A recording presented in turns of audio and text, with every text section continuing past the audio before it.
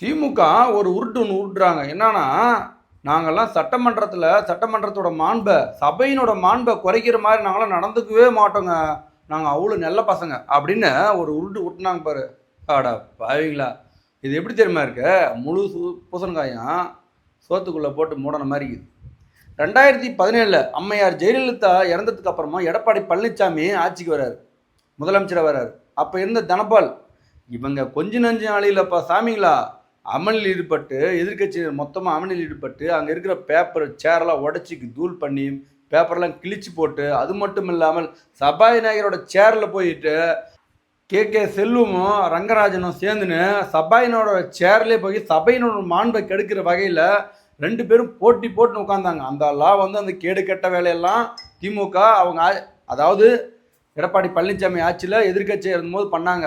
இன்னைக்கு உத்தம புத்திர மாதிரி பேசுகிறாங்களே பேச்சு, இதெல்லாம் நல்லாவா இருக்குது மக்களே? இதெல்லாம் தமிழக மக்கள் பார்க்கக்கூடாதுன்னா லைவை கட்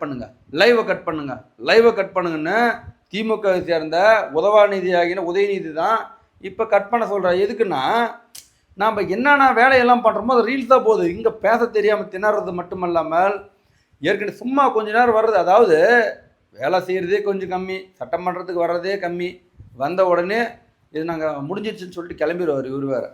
அது போன்று வேலு என்ன சொல்கிறாரு, லைவை கட் பண்ணுங்க, முடியல, மக்கள் எல்லாம் பார்க்குறாங்க நம்ம பண்ணுற காமெடியெல்லாம். ஓகேவா? இவங்க பண்ணுற காமெடி இல்லை, இவங்க பண்ணுற கூத்தை தான் பார்க்க முடியாமல் லைவை கட் பண்ணுறாங்க. அதாவது லைவ்னா என்ன? அங்கே நடப்பதை அப்படியே வெளியே வருவது தான் லைவ். அது கூட தெரியாமல் சரியான தற்குறி உதயநிதியாக தான் நம்ம பார்க்க வேண்டும். ஏன்னா லைவ் என்றால் என்ன? லைவில் போய் இதில் கட் பண்ண முடியுமா? லைவ்னா மக்களுக்கு நேரடி தொடர்பாக, அதாவது அங்கே நடக்கிற விஷயத்த சொல்கிறதுக்கு பேர் தான் லைவ். அப்போ கட் பண்ணி நீங்கள் அங்கே இருக்கிற ஃபுட்டேஜ் எல்லாம், தேவையில்லாத ஃபுட்டேஜ் எல்லாம் நீக்கிட்டு கொடுக்குறீங்கன்னா அது வீடியோ, அது லைவெல்லாம் கிடையாது சார். ஓகேங்களா? அது மட்டும் இல்லாமல் அவை குறிப்பில் நீக்கப்படுது இல்லை, அப்போ ஒழுங்காக பேச வேண்டும். சபை நாகரிகம் கருதி தெளிவான வார்த்தைகளே பேச வேண்டும். அதுக்கு தகுதி இருக்கா, திராணி இருக்கான்னு பார்க்கணும். அதெல்லாம் எதுவும் இல்லாதனால்தான் லைவை கட் பண்ணுங்க அப்படின்னு சொல்கிறாங்க. நன்றி, வணக்கம்.